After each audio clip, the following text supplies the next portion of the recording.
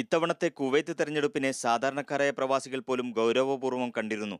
കഴിഞ്ഞ സർക്കാരിന്റെ കാലത്ത് വിദേശികൾക്കെതിരെ നടന്ന കർശന പരിശോധനകളും നാടുകടത്തലുകളും മറ്റും തെരഞ്ഞെടുപ്പിലൂടെ അധികാരത്തിലേറുന്ന പുതിയ ഗവൺമെന്റ് നിർത്തിവെച്ചേക്കുമെന്ന് പ്രതീക്ഷയിലായിരുന്നു പലരും.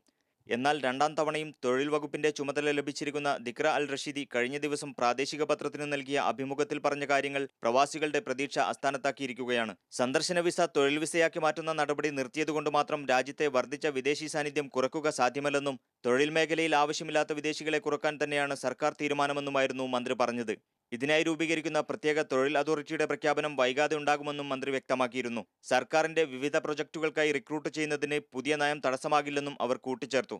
അപ്രതീക്ഷിതമായുണ്ടായ രാഷ്ട്രീയ വികാസങ്ങളും തുടർന്നുണ്ടായ തെരഞ്ഞെടുപ്പും കാരണം താൽക്കാലികമായി നിർത്തിവച്ചിരുന്ന പരിശോധനാ നടപടികൾ വരും ദിവസങ്ങളിൽ ആവർത്തിച്ചേക്കുമെന്നാണ് മന്ത്രിയുടെ വാക്കുകൾ നൽകുന്ന സൂചന.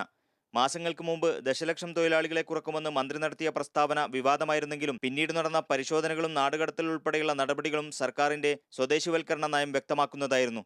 പുതിയ പാർലമെന്റ് നിലവിൽ വന്ന ശേഷം ദിക്ര റഷീദിയെ തന്നെ തൊഴിൽ വകുപ്പ് ഏൽപ്പിച്ചത് മന്ത്രിയുടെ നിലപാടുകൾക്ക് സർക്കാരിന്റെ പിൻബലമുണ്ടെന്നാണ് കാണിക്കുന്നത്. പുതിയ ഗവൺമെന്റിന്റെ 48 കർമ്മ പദ്ധതികളിൽ സ്വദേശി തൊഴിലില്ലായ്മ പരിഹരിക്കുന്നതിന് മുന്തിയ പരിഗണനയാണ് നൽകിയിരിക്കുന്നത്. ഇതോടെ തെരഞ്ഞെടുപ്പിന്റെ ഭാഗമായി ഒഴിഞ്ഞുപോയി എന്ന് കരുതി അപ്രഖ്യാപിത നിത്താക്കാത്ത് തിരിച്ചു വന്നേക്കുമോ എന്ന ആശങ്കയിലാണ് മലയാളികളടക്കമുള്ള പ്രവാസികൾ. Munir Ahmed, media 1 Kuwait.